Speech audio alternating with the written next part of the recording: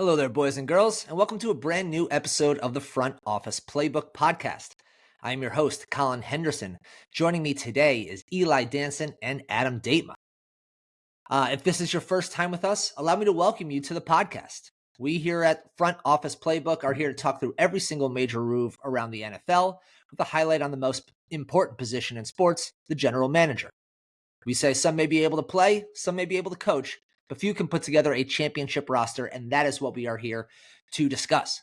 So be sure to hang out with us on all of our social channels as we follow the NFL GM schedule from offseason to draft and from OTAs to kickoff. Coming up on the episode today, now that we are 2 weeks into the free agent, in the post-free agent world, Adam, Eli, and I wanted to sit back and kind of get a zoomed out view of the free agent market and the trade market that has occurred in the last 2 weeks. Namely, what trends are we seeing out there? What are GMs doing that we agree with? What are GMs doing that we might disagree with? And what is the positional importance that we're seeing being used by different GMs across the sport, depending on the position? So we're going to talk about a lot of that today. Make sure you're following us on all of our socials. That should be at Front Office Playbook on everything, with the exception of Twitter, or I should say X, but I'll never get past that, which will be FO Playbook. So, Adam, why don't you start us off with this? We are 2 weeks into the free agency, the 2025 offseason window. What are you seeing so far that GMs are doing in this window to try and maximize their teams for 2025? They're making a lot of moves, for one, which is fun as followers of general managing. And, I want to point out one thing you said in your intro that I really do like, and I think we should highlight for the listeners, is that, not everyone can build a championship winning team. And fantasy football right now has us thinking that we're all general managers, but right now there are millionaires getting, paid. They have 3 houses because they can, their owners believe that they can put together a championship roster and they can't do it. So this isn't easy. This isn't fantasy football. We're not trying to tell the general managers what to do on this podcast, but we are going to analyze to the best of our ability. So with that said, we're very happy with the general managers this offseason because they have been making a lot of moves, trades and through free agency. We've seen some huge contracts get handed out. I mean, Myles Garrett gets a lot of attention at 40, but Max Crosby at 35.5, that's nothing to, forget. Like Aaron Donald, I think the most he ever made was around 32. So, Max Crosby is now getting paid more than Aaron Donald. Like, these things move quickly because the salary cap is going up at an incredible pace. Since 2016, it's gone up.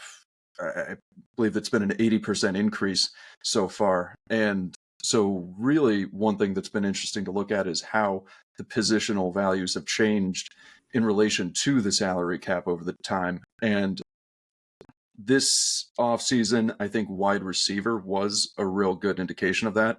Obviously, Jamar Chase resetting the market to just an insane extent. The Bengals promised, or he was wanting or whatever, I want to be the highest paid non-quarterback. And that was a lot cheaper before Myles Garrett signed. And I think that this contract kind of indicates that they said, yes, we will make you the highest paid non-quarterback, but then they waited too long. So that's a really interesting storyline. And also coming out of Cincinnati with receivers, a number 2 receivers getting like $28 million a year now. Mm-hmm. So receiver has been really interesting to watch for a lot of reasons, whether it's deserved or not. We can get into that. Again, we'll mention that the Eagles have 2 really good receivers and are paying them collectively $100 million less, and they just won the Super Bowl with, a super team, you could say it.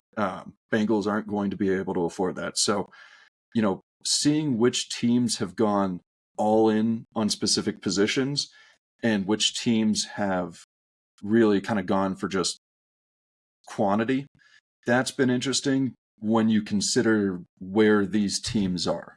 And so like the Rams, they similarly like the Bengals seem to have gone all in. They needed to get better against the run. They added a run stuffer in at D tackle and at linebacker. They needed an upgrade from Cooper Kupp. They got Devontae Adams. They needed to lock down a left tackle. They did. they went all in at a few very specific positions because they showed last year that they are ready to make the jump. They can win a Super Bowl if they make these changes.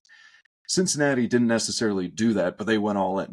So it will be interesting to see how that plays out. But yeah, they're just looking at the different strategies of the teams, and depending on timing, we can discuss whether or not we'll think it's actually going to work. Well, let's talk about the wide receiver market. Let's start with the wide receiver market then. I mean, you've already brought it up a little bit, so let's stick there. The wide receiver market in the last 5 years has exploded.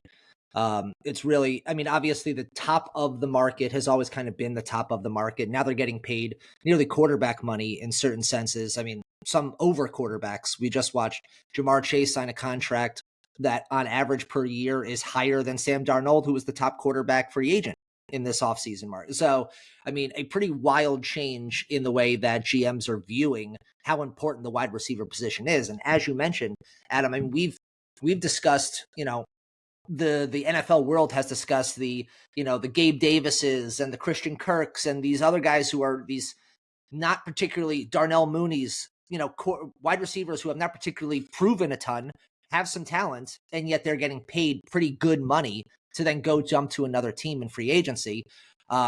We're now seeing that number two receivers, like you said, with T. Higgins nearly getting paid $30 million a year to be a number two.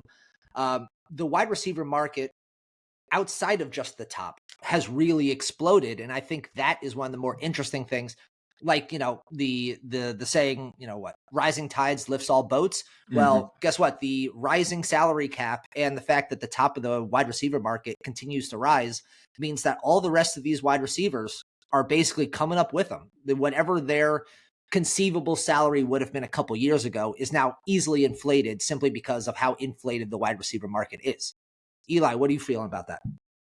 Yeah, I think the wide receiver two, wide receiver three market is really interesting from a general manager perspective. It is a really strong investment because of the length of time that a wide receiver two, a wide receiver three can contribute to your team relative to say a cornerback. When you look at the average age of production for wide receivers in general, age 29, age 30, age 31, they're still producing at a strong level relative to their peak compared to, say, a cornerback or a safety whose athleticism is so vital that when they hit that cliff, they just jump off, right? So Jump off. I think they they fall just off. jump off the cliff. Yeah, they fall off. Exactly. Whatever it is. And so They don't do it on purpose. when you look at those teams, I think what general managers realized is we can pay more to these players because they are going to contribute for longer to our teams.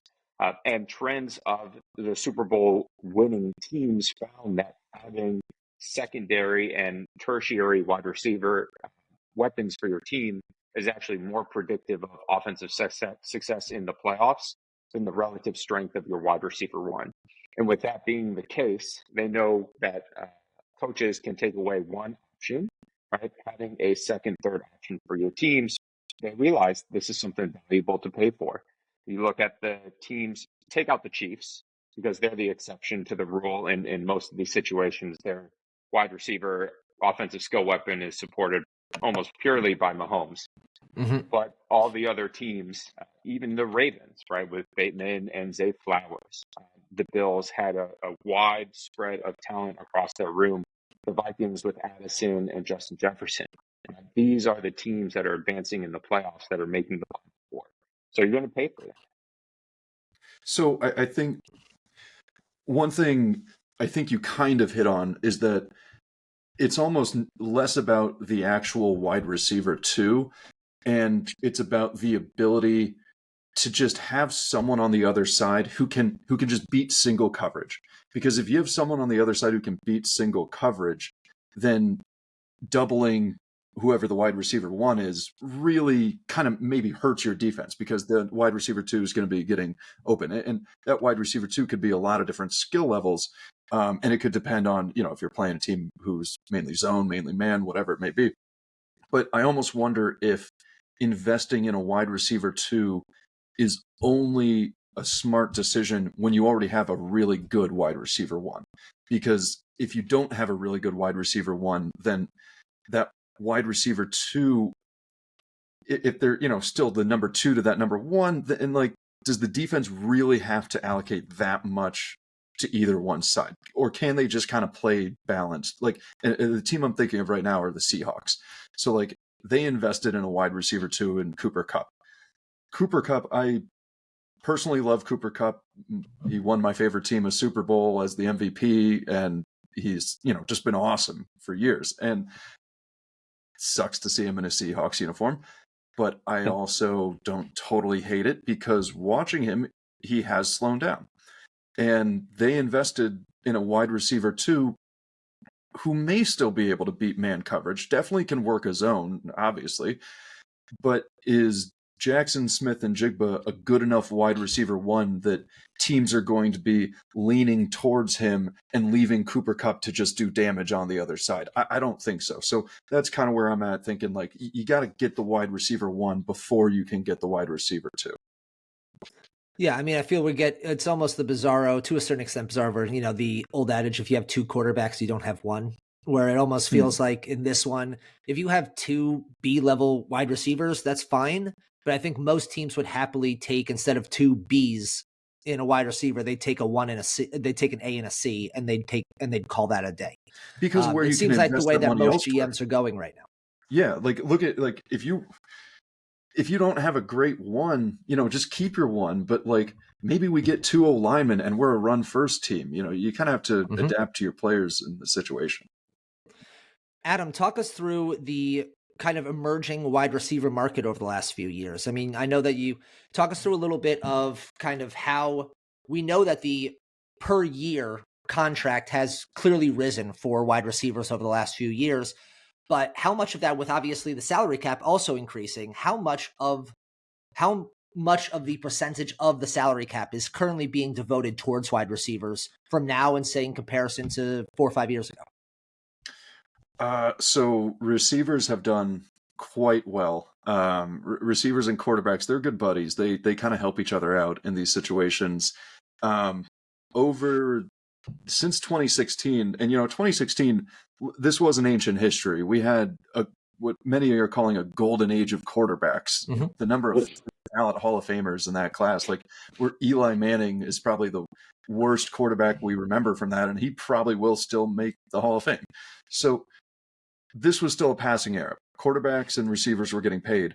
10 years later, receivers, the top receiver, Jamar Chase, he's now taking up about 4.8% of the total salary cap. More than receivers used to. So receivers used to take up 9.7% of the salary cap, about 10% of the salary cap. And, that's the top receiver on, like, the league, 10%, that's what you're giving. Jamar Chase, now he's getting 14.4%. That is, almost a 50% increase in how much he's taking up on that salary cap. And is it worth it? Well, I don't think any of us think the Bengals are going to win the Super Bowl in the next few years. It's just not going to work out. Quarterbacks, kind of the same. But again, when you look at just beyond the top guy, just kind of at the top guys, like, okay, when you are paying a receiver, what kind of money are you giving out? It's not as big as the Jamar jump. I mean, Justin Jefferson was a huge contract, and then Jamar just blew it out of the water. Like, I don't think anyone expected that. Jamar was talking about getting $1 more than Justin Jefferson a year ago. But even throughout the rest of the top guys, their chunk of the salary cap has increased along with quarterbacks at a pretty, the way owners spend their money is pretty set. It has been, offenses haven't changed that much in the past 10 years. So to see even, a 5%, 4% rise in how much of a salary cap is taken up by a position, it is pretty incredible.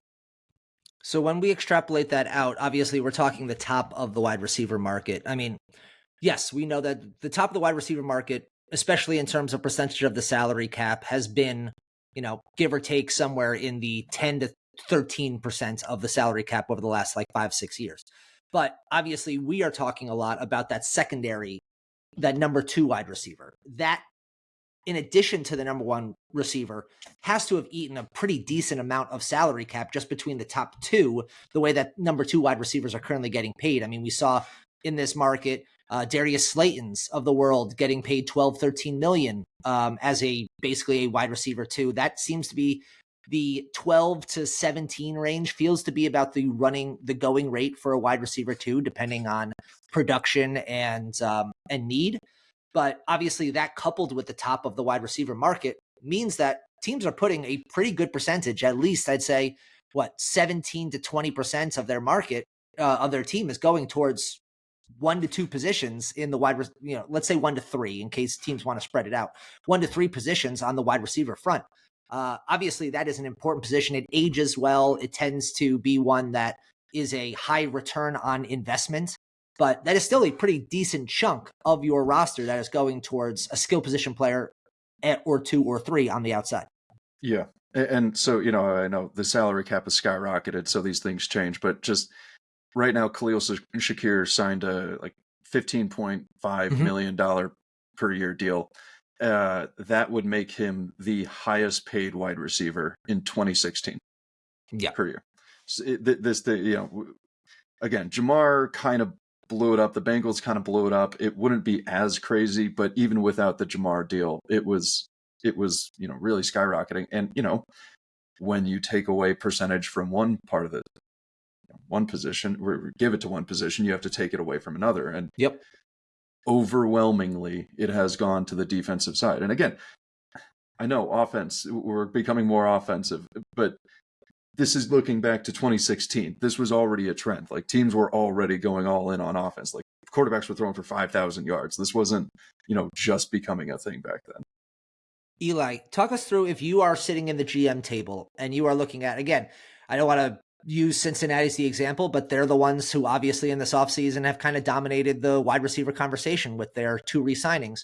How much are you willing to, even in a world where you have 2 highly productive wide receivers in that spot, how much of the salary cap are you willing to devote to one position? You muted, kid.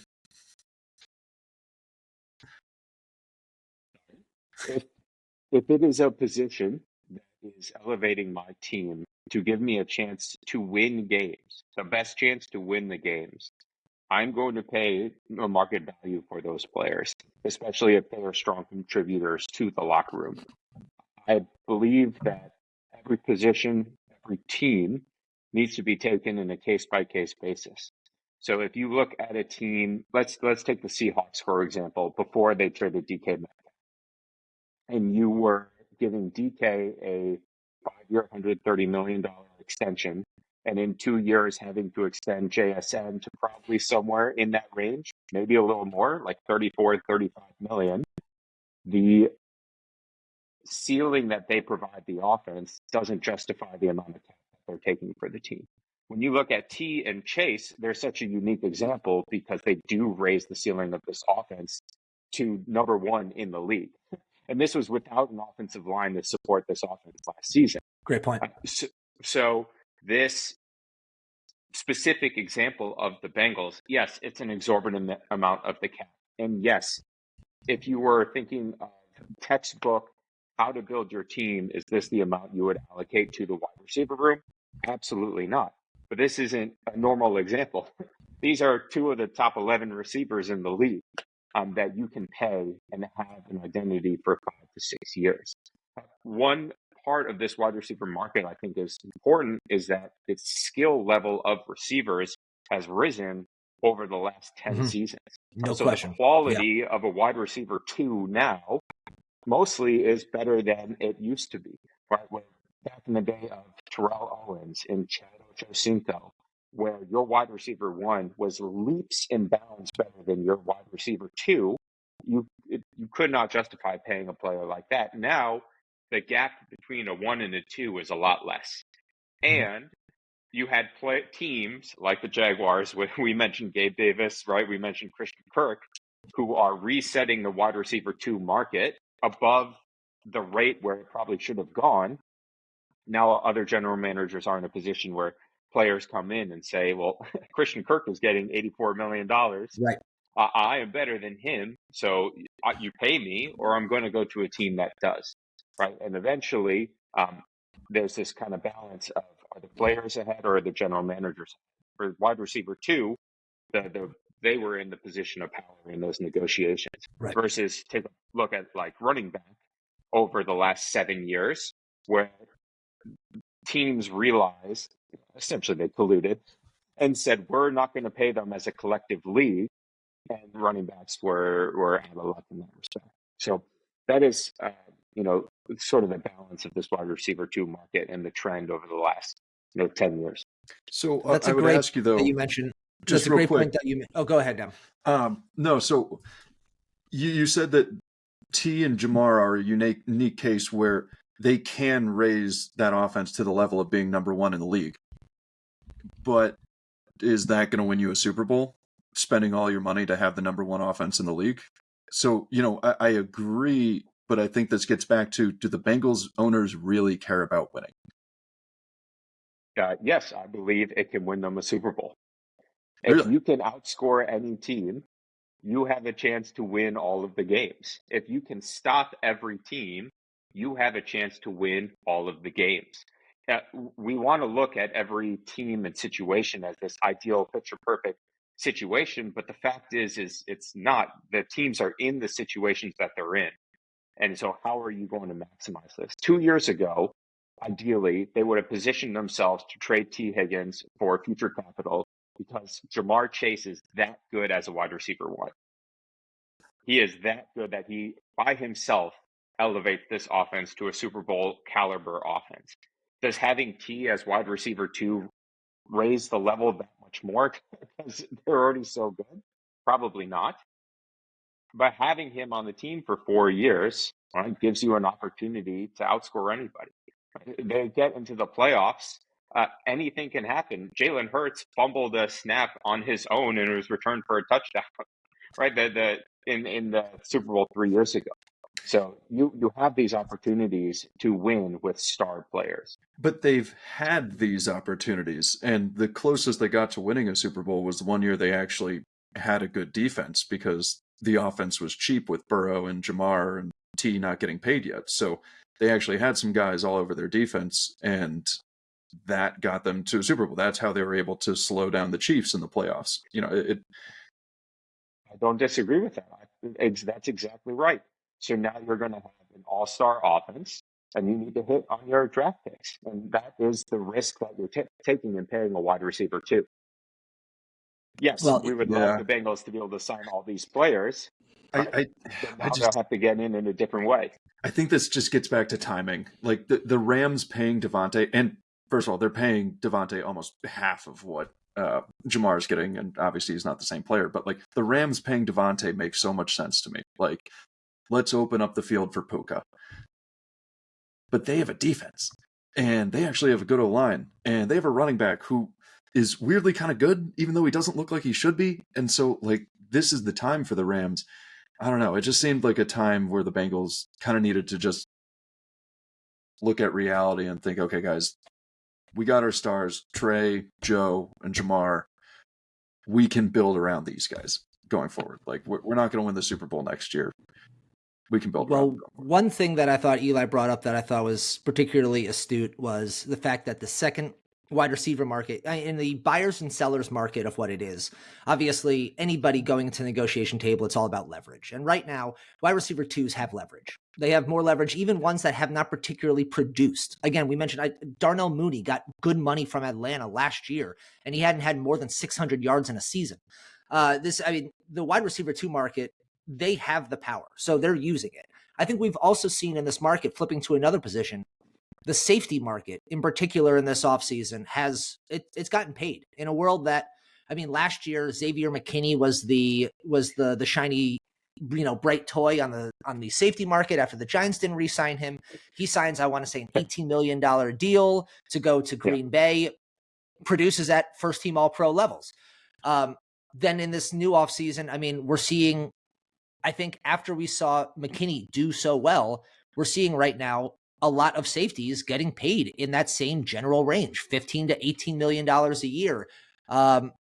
This is Javon Holland for the Giants, basically the like-for-like replacement for Xavier McKinney, getting paid $15 million over 3 years, or $15 million per year across 3 years. So that is only a little bit less than what the Giants did not pay to keep Xavier McKinney last year. So even in the same team with the same GM, the mentality has clearly shifted at least a little bit, where, okay, what was a position that we devalued last year is suddenly one that we suddenly care about as we enter 2025. I mean, Adam, talk to me about the safety market in particular. It feels like safeties and cornerbacks by extension have really had a little bit of a blossoming in this free agency that I don't think was there quite as heavily over the last few years.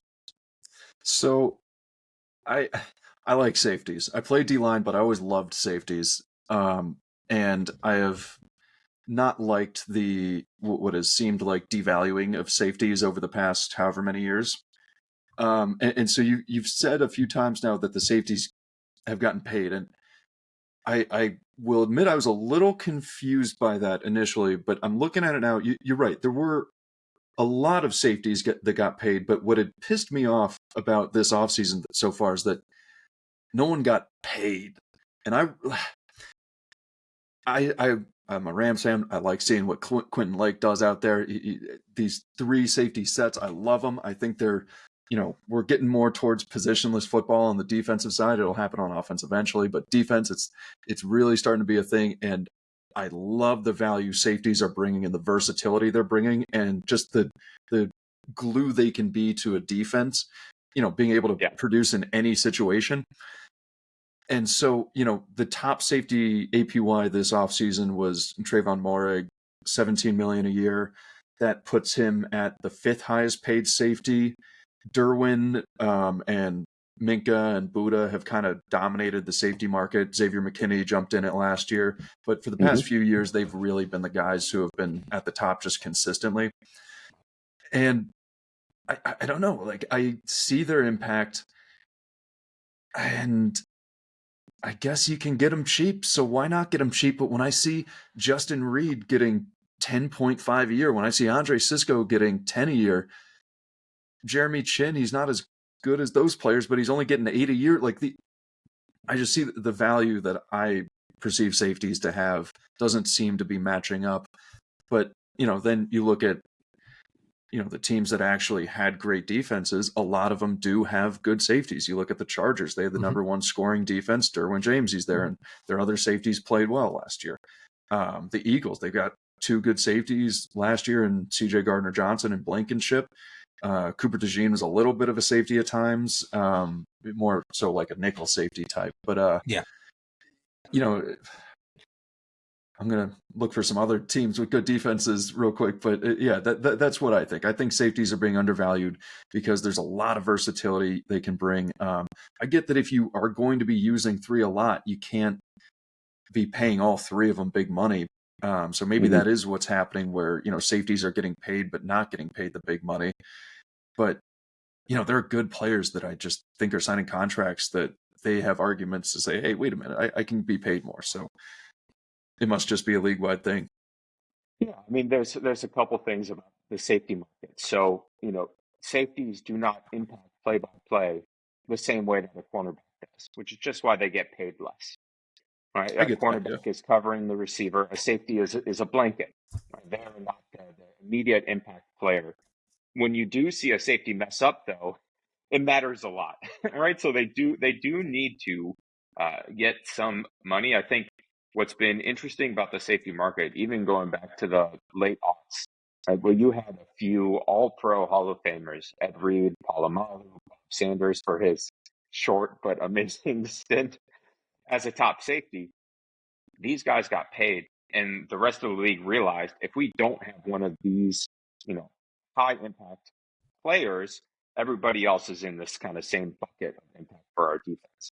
And when you look at the quality of safety today in the NFL, there are good players. There is nobody that is in that same tier, like Hall of Fame tier, as those guys. Minka is great, right? But even he is not in that same stratosphere as Polamalu and Ed Reed. I mean, And those there's are this maybe the two interesting best of all balance. time, though. Those are maybe the Yeah, two of best of all course. time. Yeah. Yeah, absolutely. And so there's this interesting balance of teams realizing the impact that a safety makes, devaluing the position overall, and teams letting a player like McKinney go, the Cincinnati letting Jesse Bates go. And then when they don't have those players realizing, wait a second, this is our communicator, this is a key cog to our defense, we do need to invest in this position. And I do think there's been a shift back into teams valuing these players and investing somewhat in the position, not to the same amount of dollars as the corner market. But I think teams are realizing having good players on your defense is a good thing, even if they're not at the premium position spots. And I say that's something that you saw this season with Holland, with a Moreg, right? Just bringing in high IQ players into your defense. I think that was a trend we saw this offseason. Yeah, and I think like specifically, you look at like the Vikings. They got their three safeties. Safeties, I know they don't make the difference on a play-to-play basis, but it seems like the plays they make are difference makers. Like they make smart plays that change momentum in games, and I I want to pay for that. We can find some corners that we can kind of hide behind a good D line. Give me two great safeties, a stud linebacker, and a good D line. We'll figure out the rest. Honestly, I kind of feel like that's what Harbaugh is doing a little bit. But I don't know. You get those guys controlling the center of the field. Keep the corners on the outsides. Just keep it, nothing deep, and those guys make differences. Well, GMs right now are clearly valuing corners more than safeties. So, yeah, I mean, as we look at it, top of the cornerback market, top five average yearly salary, nearly 25 million from the cornerback position. From the safety position, less than 19 million. So, I mean, this is obviously that's at the top of the market, but the top of the market is usually where guys get the most money. So it's clear, especially in a offseason where Derek Stingley Jr. signs a contract extension that resets the cornerback market, $30 million a year. And we're talking about the best safety that signed in this free agency that got $17 million a year, nearly half. Yeah. So clearly the cornerback market is being driven by the top of it. There is, I think, so few, and we see it in the draft, we see it in free agency now. Like the idea of getting a shutdown corner is so unbelievably important, and teams value that so immensely that they're willing to they're willing to go in on that position or once or twice rather than go for, say, a safety who, well, I don't need to pay top of the market. Okay, maybe I can't get, a top 5 safety, but I can be somewhere in the top, 15 to 7 safeties, and I can pay 20% less, and then I can use that money to then put towards cornerbacks. And it feels like that's where GMs are going right now, where the cornerback position is simply far more valuable, especially if you can be a shutdown corner, someone who, all right, I can take that side of the field or that wide receiver kind of off play and let the rest of the team focus on everybody else. Yeah. I don't know. I would just rather have Brian Branch on my team, who I know he hasn't gotten paid yet, but he will, than Carlton Davis. Carlton Davis, good player, but I feel like I can find another guy to get 90% of Carlton Davis's production. And like, you said save a little on the safety to pay the corner more. I feel like because of how much bigger the corner contracts, the move would be to save on the corner so you can pay the safety and the linebacker or something. Well, I mean, if there's one position that it feels like teams don't care at all about, it's middle linebackers anymore. That is a position. The Brian Urlachers of the world just will never exist anymore. The way that middle linebackers are being treated. I hate that. Just as a D lineman. But Eli mentioned just a little bit ago, like the wide receiver, the talent that is coming out of college from the wide receiver position over the last 5 years in particular has been wild. I mean, just name a wide receiver from Ohio State or LSU, and they are absolutely worthwhile in the next level. So, I mean, continuing that same logic, if the wide receiver position has gotten so much more talented and is getting paid, well, we need to combat that. And how are you doing that? It's with secondary. It's with cornerbacks. So I think right now we're seeing almost a little bit of a correlation between wide receiver, both contract and skill level, almost being taken in the same sense as cornerback. We're like, hey, how do we negate a great passing offense? Well, or a great wide receiver? Well, hopefully he's never open. And I think that's the way that teams are kind of viewing this moving forward. Yeah. Let's flip over to another position that I think consistently always gets paid in free agency because it is so unbelievably valuable. And I think coming off of this Super Bowl where we watched the Kansas City offensive line just get pummeled for 40 minutes by Philadelphia's defensive line, and that is protecting the quarterback. The offensive line market continues to be, a tent pole in the in free agency. You want a great offensive tackle, you're going to pay for it, and you're going to pay out the nose for it. That has continued for quite a few years. It has continued, into this year. I will say, at the moment, it seems like the top of, and I did not see any free agent offensive tackle that particularly reset the market. It felt like I'm not sure if the offensive line market has more to go in terms of a peak, in terms of percentage of the overall cap. Right now, about 7 to 8% of the cap is going towards your top offensive tackle. That's been about the case for the last 5-6 years. So that the percentage of the cap going to the top offensive lineman has not particularly changed. Obviously, the dollar figure has as the cap has expanded. But how important, Adam especially, how important is offensive line as you're going into this? I mean, we all know you got to protect the quarterback. We all know you got to create some version of a run game. But how much are you willing to do that while making sure that you are not mismanaging your dollars spent on that line? Yeah, I think it depends on, timing to a certain extent. Do you have a quarterback like Mahomes who, the Super Bowl isn't a great example, but a young guy who's elusive, who can deal with a mediocre O-line? Or do you have an old guy like Stafford that you need to build an O-line around, or a rookie who you need to protect so they can develop? And, you look at the Panthers, they kind of, took all right, well, Mahomes got blown up in that Super Bowl, and then the Chiefs invested in 2 guards and a center, and then they won 2 Super Bowls. And all right, we got our rookie quarterback now, and so they're paying Robert Hunt $20 million a year. They're paying I forget who their other guard is, but I think they're paying someone else a good salary too.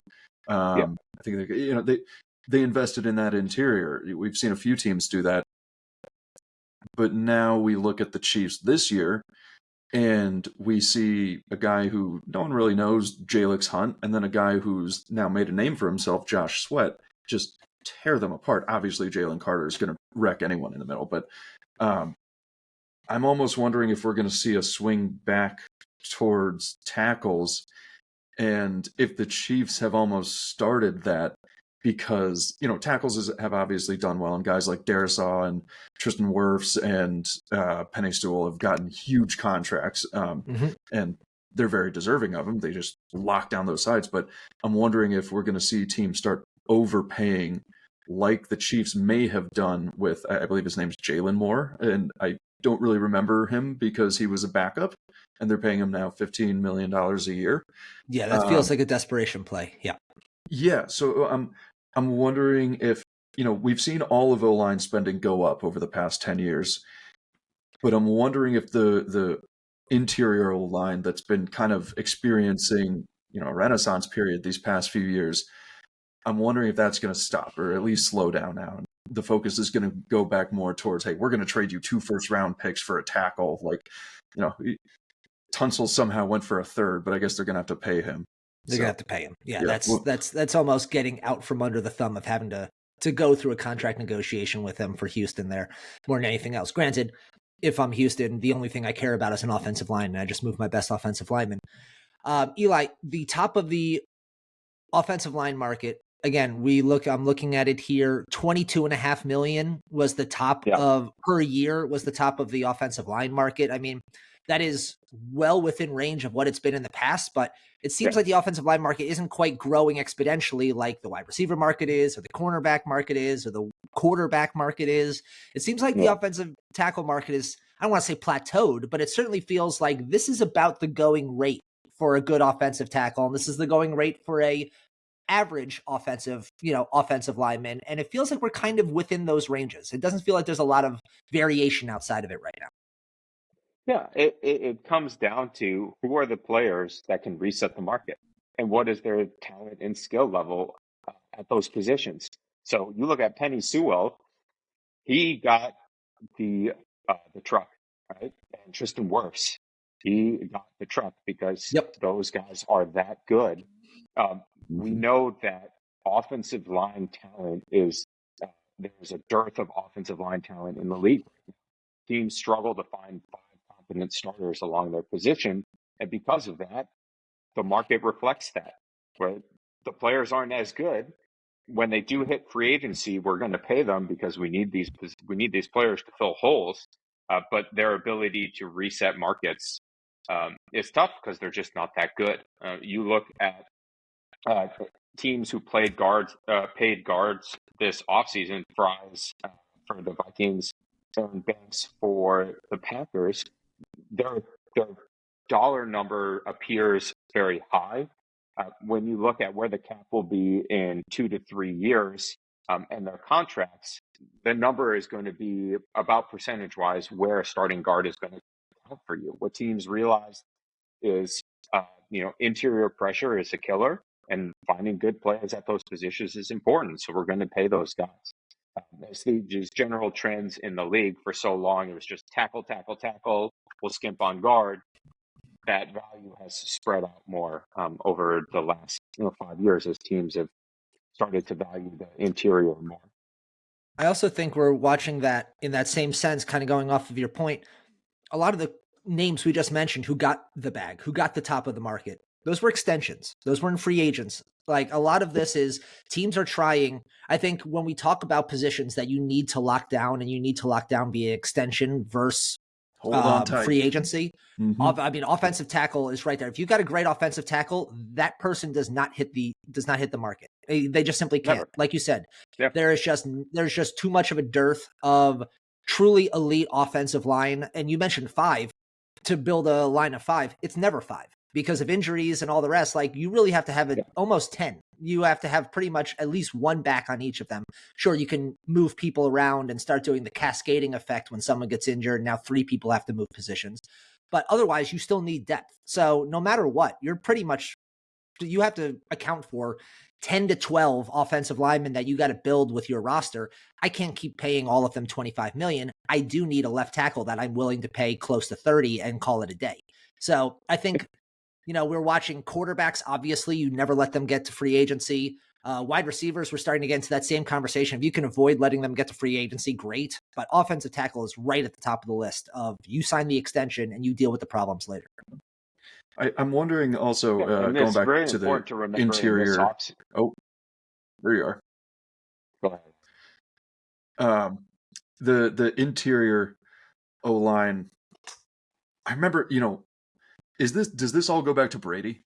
Like, finally, teams figured out the way to beat Brady is to get that pressure up the middle. So then everyone started investing in D tackles to get pressure up the middle. And then D tackles started dominating the league.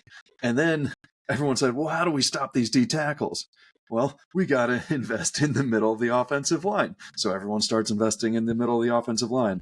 And now the Eagles defensive ends blow up the Chiefs offensive tackles. Now, all right, are we going to go back to overpaying tackles? The Chiefs already have. All goes back to Brady.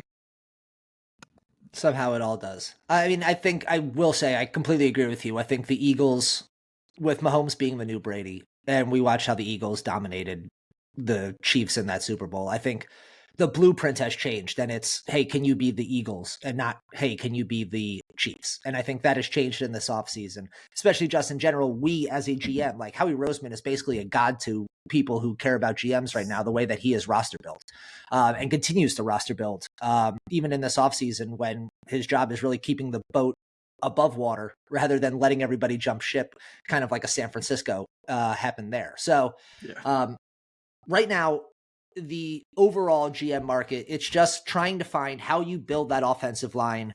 And if you don't have a wildly mobile quarterback, and it becomes even more important, just simply because they just can't fluctuate nearly as much. If you got a guy who's going to be in the pocket, that offensive line becomes even more important because there just won't be a Jaden Daniels-esque, okay, let me see if I can do something wild on the outside, some Lamar-esque move where like, okay, we just need to hold the pocket for 2 to 3 seconds. And if we don't, well, then he's just going to go out and do something special rather than a Drake May or somebody else who like, and that's honestly a little insulting to Drake May. He's more he can run. athletic. He's more athletic than I give him credit for sometimes. But like somebody who is more of a pocket passer who like, hey, we need to hold this for like 4 to 5 seconds. Yeah. It comes to timing and, who you got back there. You got a rookie, invest in the O-line. Well, again, and we also talked about in our last episode about just how important roster building is with a rookie quarterback, and the rookie quarterback contract goes all hand in hand on that front as well. Yep. But that just about finishes up our show for today. If you enjoy the show, then please make sure you're subscribed wherever you listen to your podcasts so you don't miss an episode in the future. And if you listen on Apple Podcasts, please be sure to rate and review us. Love them 5 stars. And while you're at it, be sure to follow the Front Office Playbook on X at FO Playbook, and follow us on YouTube, TikTok, and Twitch at Front Office Playbook to be informed of all of our live shows, scouting videos, and more. So make sure you're following us everywhere you consume your content so you can stay up to date on everything happening around the NFL and its impact on your team. Be sure to check back in shortly for a brand new episode coming out later this week as we continue to dissect everything that has come out from the first few weeks of free agency and everything that continues to drip through the wires. So until then, for Adam, Eli, and myself, stay safe out there, and as always, thanks for listening.